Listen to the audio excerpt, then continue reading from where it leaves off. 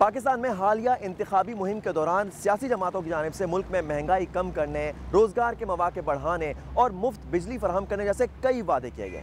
लेकिन इक़्तिदार में आने के बाद किसी भी जमात के लिए इन वादों पर अमल दरामद करना कितना आसान होगा और क्या ये मुमकिन भी है? 25 बिलियन या 24 बिलियन डॉलर हमें अगले साल पे करने हैं। तो पाकिस्तान को मईशत को जो सबसे बड़ा चैलेंज है वो ये है कि वो पैसे कैसे अरेंज किए जाएंगे, जिसके लिए जो भी हुकूमत आएगी उसको सबसे पहला काम करना पड़ेगा कि IMF से ताल्लुकात बेहतर करने पड़ेंगे। हमने देखा है कि जब भी नया IMF प्रोग्राम नेगोशिएट होता है या कोई भी प्रोग्राम होता है, उसके कुछ प्री रेक्विजिट्स होते हैं जो कि हमने उस प्रोग्राम को स्टार्ट करने से पहले करने होते हैं। तो उन प्री रेक्विजिट्स को किस तरीके से जो है वो इम्प्लीमेंट किया जाता है और फिर उस प्रोग्राम के अंदर क्या कंडीशनैलिटीज़ हैं जो कि IMF हमसे जो है वो कह सकता है, तो उस पर भी IMF को छूट देनी होगी। IMF के साथ नया प्रोग्राम शुरू होता है तो फिर दो चैलेंज होंगे कि क्या IMF जो पाकिस्तान की डेट रीपेमेंट है उसको सस्टेनेबल करार देता है या वो कहता है कि ये सस्टेनेबल नहीं है, इसको आप रीस्केड्यूल करके आएँ जिस तरह श्रीलंका में हुआ था। 2 से 3 साल का प्रोग्राम जो है वो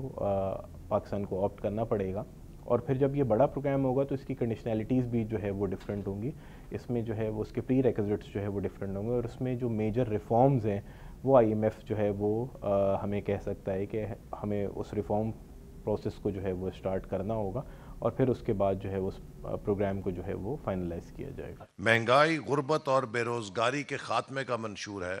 जिस तरह PMLN ने कहा है कि हम अगले 4-5 साल में इन्फ्लेशन 6-7% ले आएंगे। उन्होंने एक बहुत ऑप्टिमिस्टिक टारगेट दिया है कि हम फिस्कल डेफिसिट 3.5% कर देंगे, एक्सपोर्ट को कोई 50-60 बिलियन ले जाएंगे।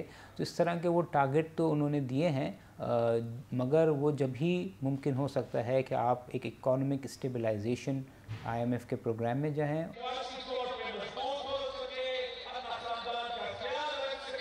पाकिस्तान पीपल्स पार्टी का मैनिफेस्टो हमेशा की तरह जो उनका 70 की दिहाई से है, रोटी कपड़ा और मकान, और बहुत वो चाहते हैं कि हम सब्सिडी दें। उन्होंने बिजली सस्ती कहने का कहा है और फार्मर्स के लोन पे बहुत ज़्यादा फोकस दिया। ये मेरे ख्याल में IMF के होते हुए नहीं हो सकता। तकरीबन 1.3 ट्रिलियन रुपीज़ की एनुअल रिक्वायरमेंट है।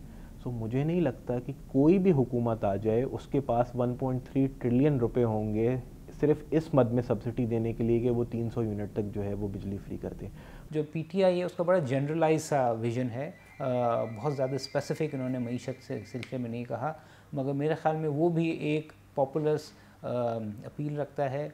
और जो पाकिस्तान को जो मेन चैलेंज है इकोनॉमिक स्टेबलाइजेशन का through long term IMF funding, जिससे आपकी डेट रीपेमेंट का मसला हल हो, वो मेरे ख्याल में तीनों बड़ी जमातों ने बहुत कैटेगोरिकली अपने मैनिफेस्टो में कवर नहीं किया। मुआशी माहिरीन इस बात पर भी मुत्तफिक दिखाई देते हैं कि अगर सियासी जमातों को अवाम की मुआशी हालत में वाकई बेहतरी लानी है तो अब इस्लाहात लाए बगैर कोई चारा नहीं। पाकिस्तान के पास चॉइस नहीं है। कोई भी हुकूमत आएगी, अगर उसको IMF से पैसा लेना है तो उसको ये इकोनॉमिक रिफॉर्म्स करने पड़ेंगे, वरना फिर रुपए का वही हाल होगा कि रुपया कोई जिस तरह पिछले 2-3 साल में 25-30-40% सालाना गिरता रहा है, वो इस तरह गिरेगा तो फिर महंगाई बढ़ेगी और एक और कियोस होगा। तो मेरे ख्याल में ये चॉइस बहुत लिमिटेड है। जो भी नई हुकूमत आती है उसके पास बहुत ज़्यादा ऑप्शन नहीं होंगे कि उसको डेविएट करके जो है वो कुछ चेंज किया जा सके। तो जो मुश्किल फैसले लेने हैं वो आई बिलीव आगे जाते हुए भी जो है वो हमें लेने पड़ेंगे। बाज़ मुबस्सिरीन इस बात पर भी जोर देते हैं कि मुल्क में मुआशी इस्तेहकाम सियासी इस्तेहकाम से वाबस्ता है और अब तमाम सियासी जमातों को मिलकर ही इसके लिए काम करना होगा, तभी एक आम पाकिस्तानी की मुआशी हालत को बेहतर बनाया जा सकता है। Mohammad Saqib, Voice of America, Karachi.